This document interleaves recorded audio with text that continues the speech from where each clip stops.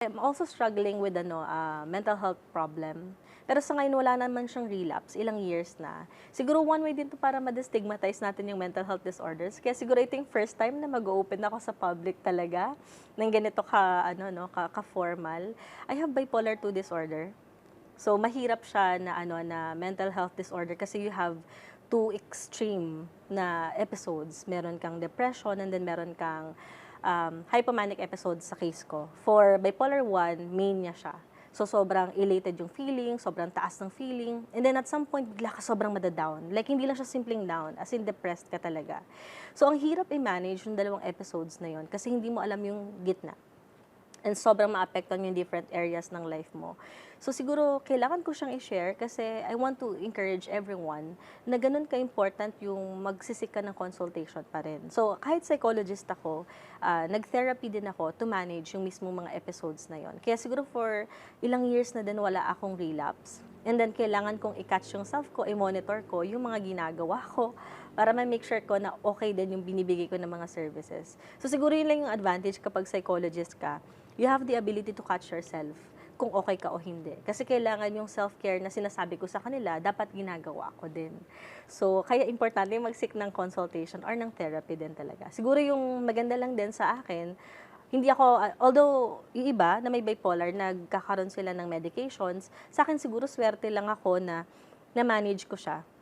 Wala akong medications. So, hindi ako nagme-medicate talaga. Ayun. Pero mahirap po siya, Miss Cathy. I'm sure. I can feel as you're actually saying it. And ito nga yung Facebook post mo, no, nung pagpasok nung 2021, yung lumitaw at tumatak talaga when I was searching. Sabi mo, sa kaliwat kanan ba naman na binasag tayo ng sudden changes, asa ka pa bang lahat ng plano mo ay saktong nakalatag at makukuha mo ng buo? Malamang hindi na. Gagawin ko na lang kung ano yung kaya ko. Bahala na sorpresahin ng buhay.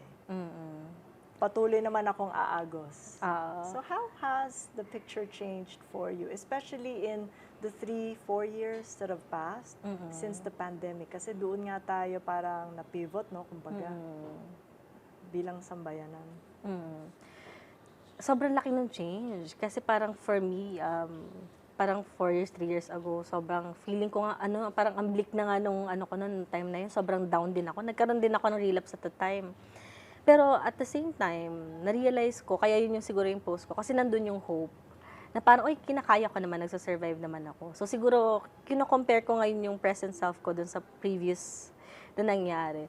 Yung malaking learning doon na nadala ko hanggang ngayon, yung mag-focus lang sa kung ano yung kayang kontrolin. Yung kumbaga, aagos pa rin naman ako. Kasi magsasurvive din naman ako tulad ng ilang years na nag-survive ako before. So, important na meron kang hope or yung magtiwala ka dun sa process and sa self. Kasi malaki siyang help para mag-improve din yung well-being mo. At the same time, sobrang mas powerful kapag may social support ka na may mga social support ka or meron kang mga tao sa paligid mo na sobrang sinusuportahan ka sa kung anong meron ka. So, nag-change ako in terms of, hindi na ako yung sobra-sobra nagpa-plan ng sobra. Kasi po, Miss Cathy, dati rin, like sobra ako magplano.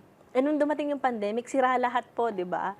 So sabi ko, okay naman mag-plan, but at the same time, kailangan may room for changes din, para hindi rin siya ganun kahirap na mag-adjust.